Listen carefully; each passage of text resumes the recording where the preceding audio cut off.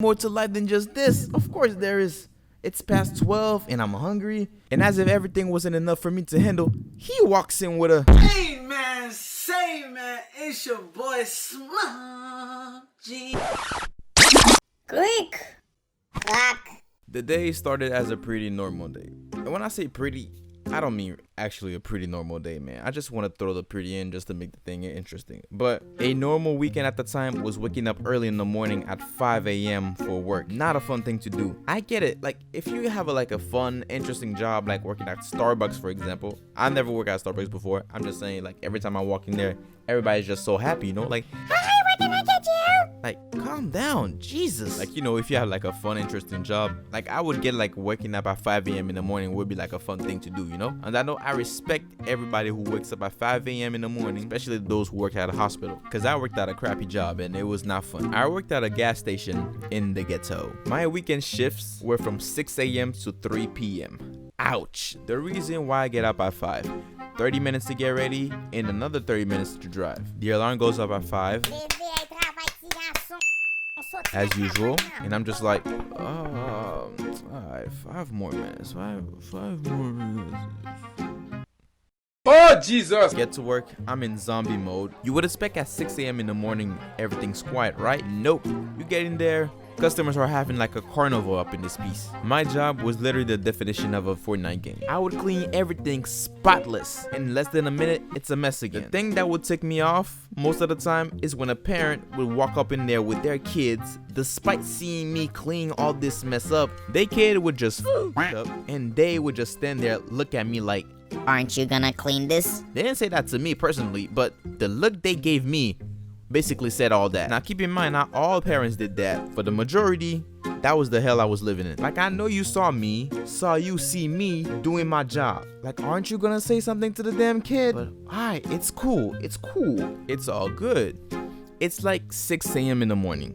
The last thing I want to hear is some dude complaining about his coffee. Like I love everybody. I don't care if you're black, white, yellow, or orange.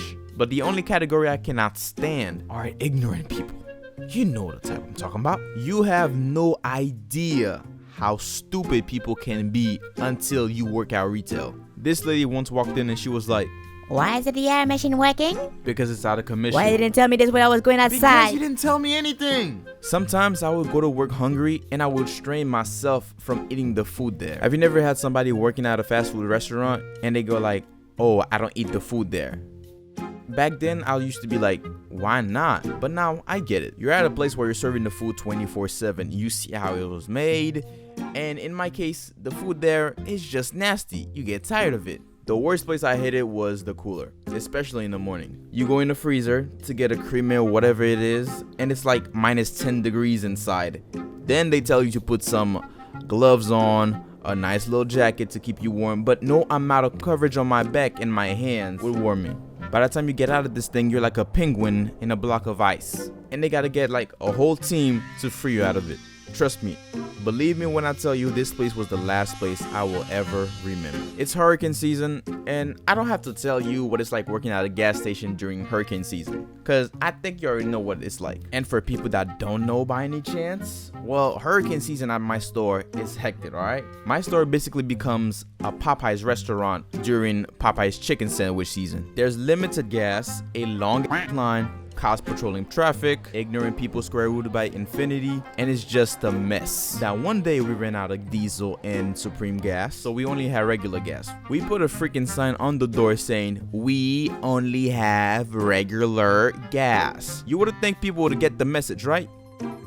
This dude walks in, glasses on, Gucci belt. Like, this dude walks in with such confidence, my G. Like, where are you going on a rainy day with glasses on? And before he walked in, he stood outside for a good minute. And then he was like, my guy, can I get 50 on 13? Thank you. This guy walks back in 5 minutes later with some, my guy, why is the pump not working? We're out of Supreme gas. Only regular. Why didn't you tell me this? Because there's a freaking sign on the door. Didn't you read it? No. What the? Why was you standing outside then? I was thinking. The hell you wasn't. King Kai face ass. At this point, man, I'm like, I gotta get out of here, man. I gotta get out of here. There gotta be more to life than just this. Of course there is. It's past 12 and I'm hungry. And as if everything wasn't enough for me to handle, he walks in with a, Hey man, Man, say man, it's your boy Smoothgio. Nah, I'm capping. He didn't do all that.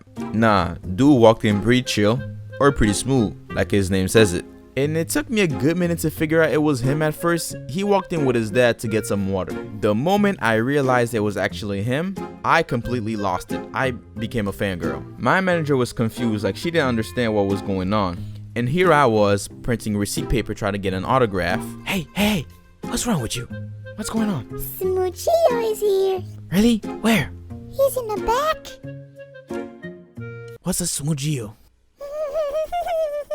Is that your boyfriend or something? Pause. Shut up. He's coming. Dude walked up to the counter. I rang him up. What's good, Gio? Mr. Gio? Smooth? Whatever your name is, what's good? And then he goes, what's good, man? So smooth. Pause. I rang him up for everything. I give him the receipt. And in an attempt to have a last minute conversation, I go, how does everything works out with your YouTube channel? And then he goes, Well, you just gotta be consistent with it. Oh, really? Okay, thank you, bye-bye. now, Gio was not the reason why I started YouTube. I had started like a while back ago, but just seeing him that day gave me that hope, you know? You know, sometimes in life when you feel down a little bit, then you see something that like sparks a fire inside of you that gives you motivation again. Yeah, so pretty much that's what he did for me that day. So Gio dog, I appreciate you, whatever you are. Well, so that's the day how I met Smoothgio, man. Thank you for watching. Make sure to subscribe, comment, and like. Do what you gotta do to spread the love, man, because these things help your boy out. And I'll see you guys in the next video. As for me, my le na wepita.